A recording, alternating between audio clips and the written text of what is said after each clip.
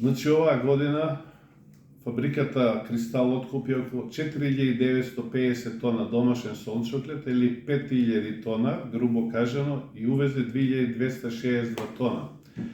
Значи, се вкупно околу 7300 тона.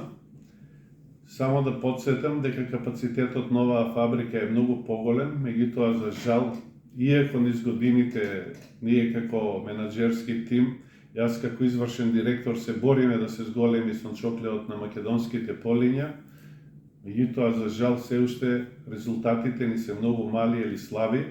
Кај земјоделците не знам зошто не постои некој голем интерес да засеат сончоклет, иако имаат сигурен откупувач во Македонија, тоа е фабриката Кристал, која може да го откупи целокупното производство, колку и да е големо што ќе се произведе во Република Македонија. Значи, се сеќавате и порано сме зборувале, сме правеле напори и со владата, и со земјоделците сме разговарале, меѓутоа нешто не е во ред. Каде е проблемот, навистина не можам да ви кажам, дали е кај нас која компанија во откупот, иако се трудиме и им плаќаме по договореното, секогаш тоа што е договорено, ние сме го почитувале. Договорите секогаш се до нова година да биде исплатен целокупниот сончоклет производен во Република Македонија. Тоа низ годините наназад секогаш сме го правеле, до последното зрно што сме го откупиле, сме го плаќале. Така да и оваа година, оваа откупена количина, околу 80% досега им е исплатено на земјоделците, до нова година ќе ги исплатиме и тие 20%.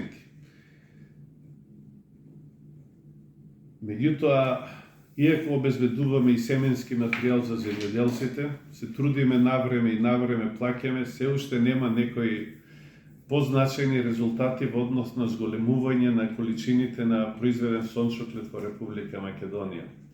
Може би треба и Министерството за земјоделие ова да го следи и да се запрашува зошто не се зголемува производството на сончоклет во Република Македонија. Посебно со тоа што слушам дека оваа влада е посветена на зголемување на домашното производство на земјоделски производи, меѓутоа еве немаме некои конкретни резултати или најави дека нешто ќе се промени. Затоа апелирам уште еднаш до Министерството да преиспита каде е проблемот и заеднички ние како откупувачи, Министерството и земјоделците да го решаваме тој проблем во интерес на сите, во интерес на фабриката, во интерес на земјоделците, на владата, нормално и на народот во Република Македонија, затоа што владата се стреми да имаме ниски цени на маслото за јадење, меѓутоа за да имаме ниски цени на маслото за јадење треба да имаме домашна суровина која ќе ги задоволи или во поголем процент ќе ги задоволи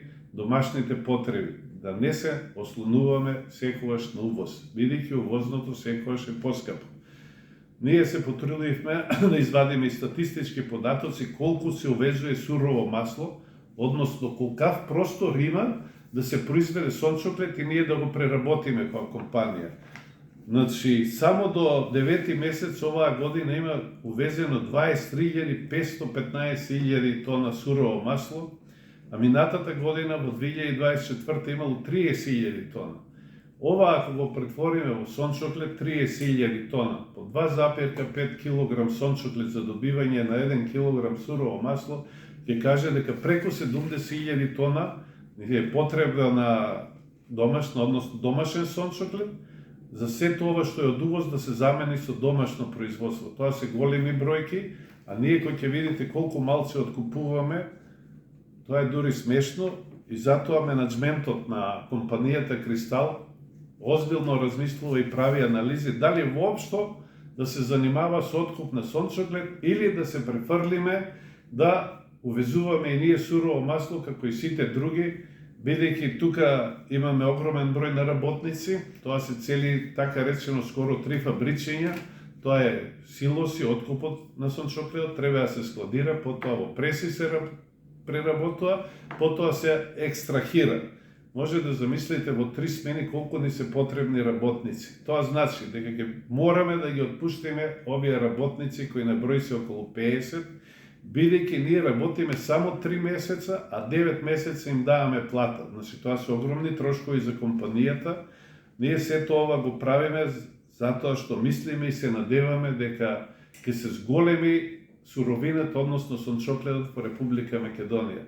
Во колку продолжиме и вака понатаму, згоре на тоа да напоменам дека обуката во тие погони најмалце 2-3 години треба работникот да се обучува за да биде добар во процесот. Бидејќи таму се работи во екстракција, посебно со хексани, каде што е многу високо запалливо, треба работникот да биде обучен. Таа обука трае доста долго, меѓутоа не може да се обучи за 3 месеца. Мора во континуитет компанијата да работи. Јас и порано спомнав дека ние озбилно размислуваме да прекинеме со откуп на сончоглед. Во колку ние прекинеме, ние сме единствени во Република Македонија што откупуваме и работиме со сончоглед. Тоа значи дека сончогледот на полињата во Македонија ќе згасне. Како и многу други култури, да не спомнувам каде е памукот, каде е шекерната репка, каде е маслодајната репка, исто така. Значи, земјоделците ќе немаат избор што да сеат, пшеница, јачмен. Меѓутоа, во земјоделието мора да се прави плодоред, за да приносите бидат поголеми. Земјоделците ќе бидат доведени во една лоша ситуација. Затоа апелираме како компанија да се посвети поголемо влијание на сончогледот за доброто и на државата и на нашиот народ.